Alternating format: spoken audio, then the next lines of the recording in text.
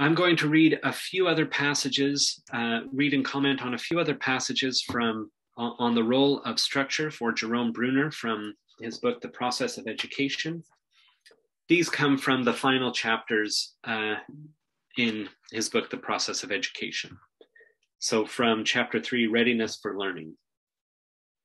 We begin with the hypothesis that any subject can be taught effectively in some intellectually honest form to any child at any stage of development. Let me read that again. There's another sentence that packs a lot in the meaning of structure for Bruner. We begin with the hypothesis that any subject can be taught effectively in some intellectually honest form to any child at any stage of development. It is a bold hypothesis and an essential one in thinking about the nature of a curriculum. No evidence exists to contradict it. Considerable evidence is being amassed that supports it. To make clear what is implied, let us examine three general ideas. The first has to do with the process of intellectual development in children. The second with the act of learning, and the third with the notion of the spiral curriculum introduced earlier. And the spiral curriculum is a term that kind of captures a lot of what we mean by structure and curriculum. That spiral means we start with basic ideas and principles, and we just hover around. We stay with those basic ideas and principles, but we deepen and broaden our understanding or our understanding of the application of those ideas. Intellectual development. Research on the intellectual development of the child highlights the fact that at each stage of development, the child has a characteristic way of viewing the world and explaining it to himself.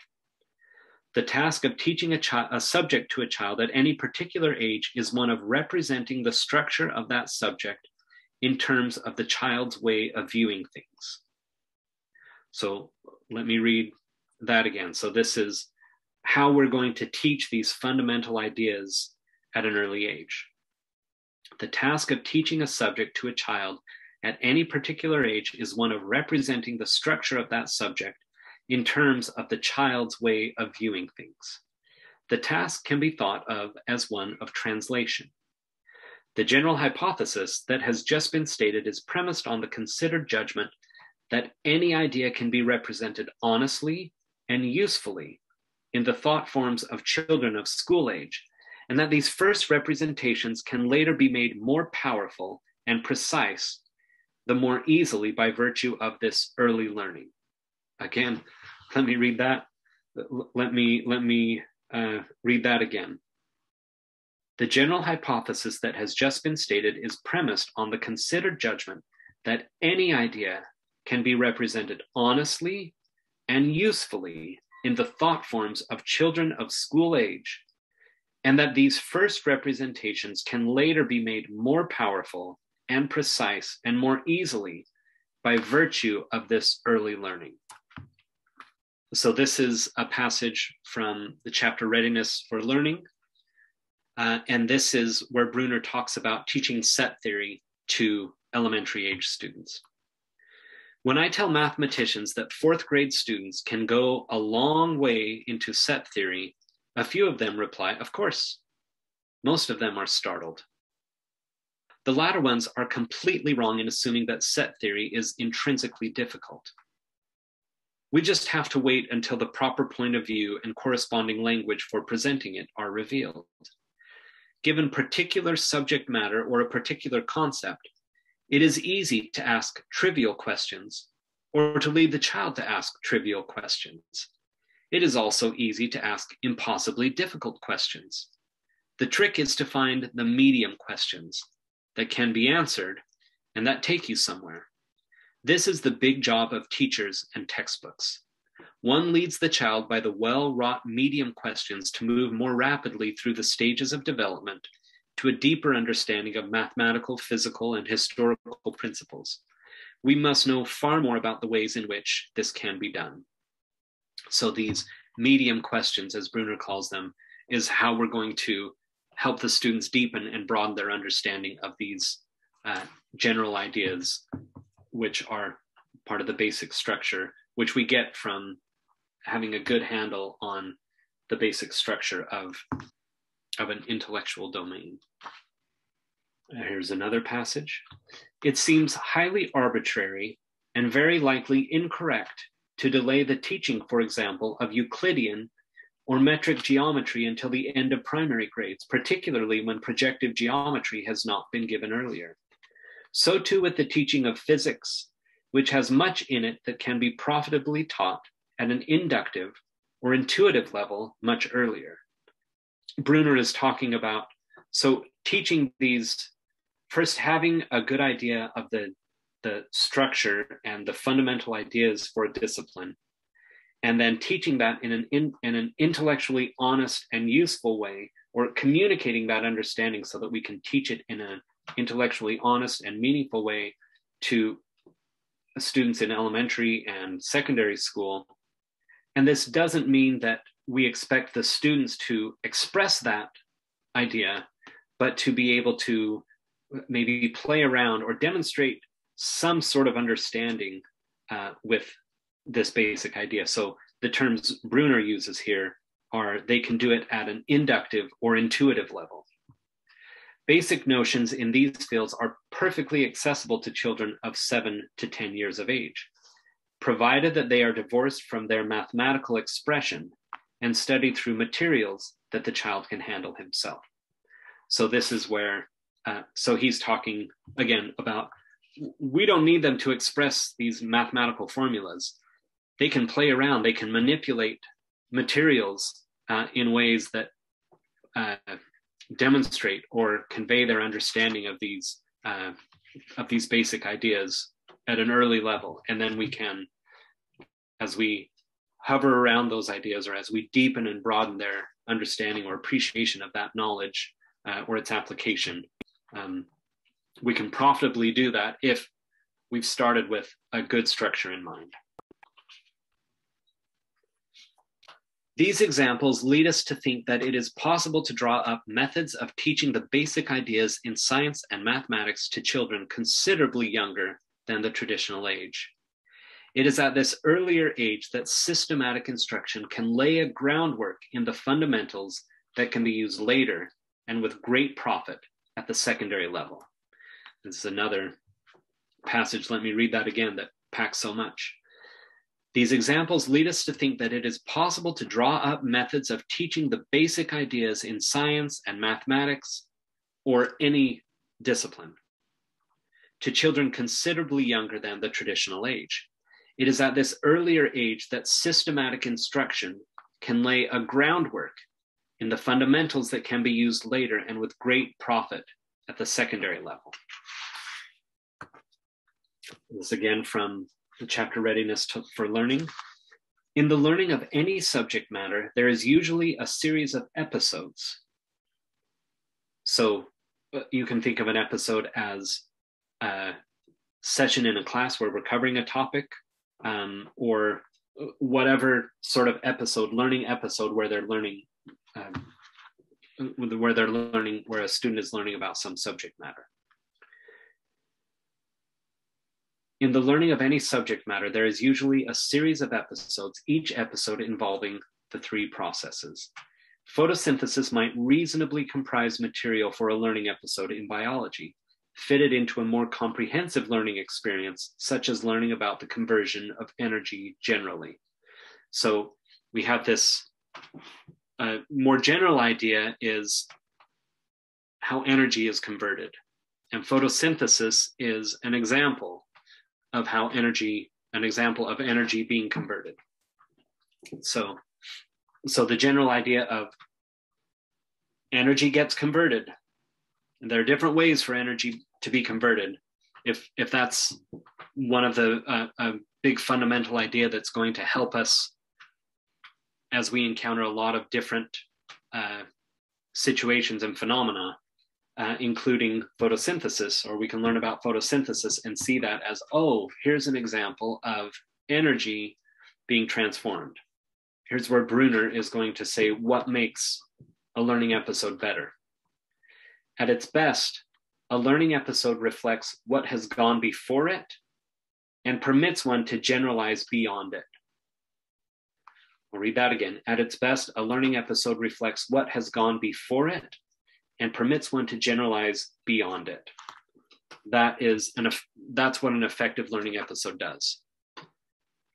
It reflects, so it shouldn't feel like, learning episodes should not feel like disconnected, disparate little pieces of information.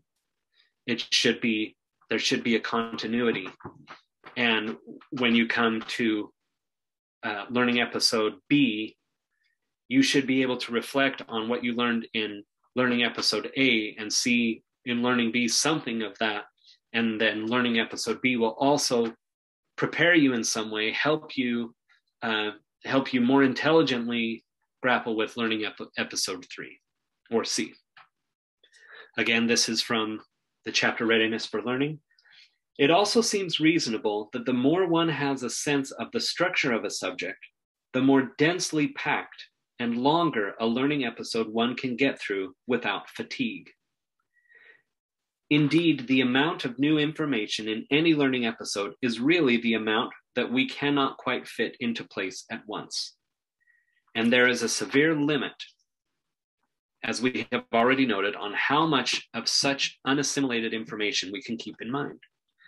The estimate is that adults can handle about 7 independent items of information at a time. No norms are available for children. A deplorable lack. There are many details one can discuss concerning the shaping of learning episodes for children, but the problems that have been mentioned will suffice to give their flavor. Inasmuch as the topic is central to an understanding of how one arranges a curriculum, it seems obvious that here is an area of research that is of the first importance. The spiral curriculum. If one respects the ways of thought of the growing child, if one is courteous enough to translate material into that is the child's logical forms, and challenging enough to tempt him to advance, then it is possible to introduce him at an early age to the ideas and styles that in later life make an educated man. We might ask, as a criterion for any subject taught in primary school, whether, when fully developed, it is worth an adult's knowing, and whether having known it as a child makes a person a better adult. If the answer to both questions is negative or ambiguous, then the material is cluttering the curriculum. If the hypothesis with which this section was introduced is true, here's the hypothesis, that any subject can be taught to any child in some honest form, then it should follow that a curriculum ought to be built around the great issues, principles, and values that a society deems worthy of the continual concern of its members. In time, one goes beyond to more complex versions of the same kind of literature or simply revisits some of the same books used earlier. What matters, so now he's talking about how to introduce students to literature. In time, one goes beyond to more complex versions of the same kind of literature or simply revisits some of the same books used earlier. What matters is that later teaching build upon earlier reactions to literature, that it seek to create an ever more explicit and mature understanding of the literature of tragedy. Any of the great literary forms can be handled in the same way, or any of the great themes, be it the form of comedy or the theme of identity, personal loyalty, or whatnot. So too in science. If the understanding of number, measure, and probability is judged crucial in the pursuit of science, then instruction in these subjects should begin as intellectually honestly and as early as possible in a manner consistent with the child's forms of thought.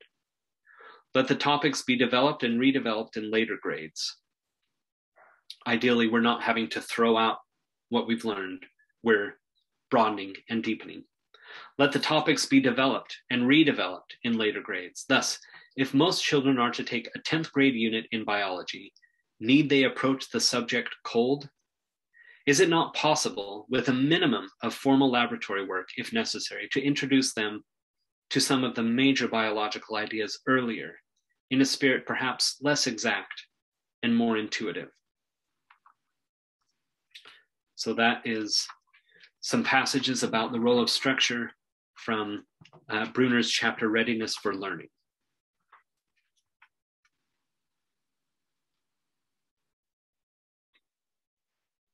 I'm going to read and comment on a few passages about the role and importance of structure for Jerome Bruner from his book, The Process of Education.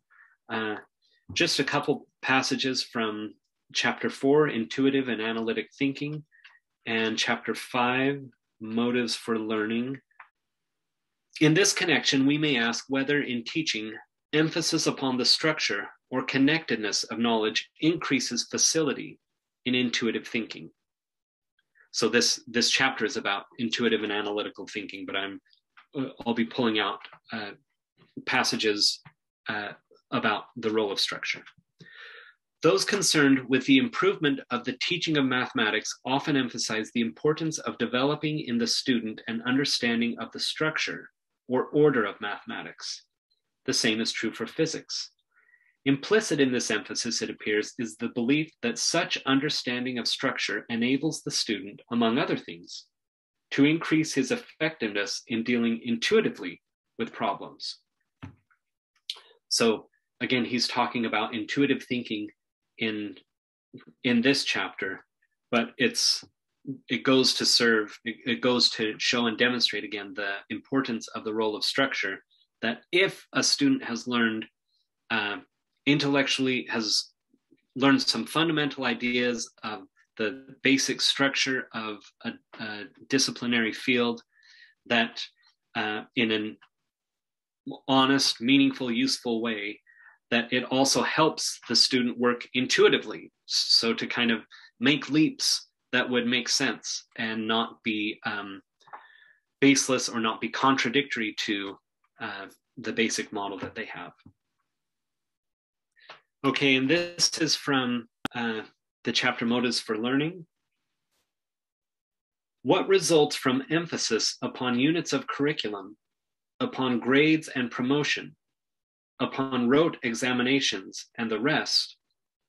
So he's saying, when we're focused on what grades you got, what did you memorize, these things that aren't tied to the structure of a discipline, he's going to criticize what happens when we focus on grades, or when we focus on rote memorization, or moving on to the next grade, when we're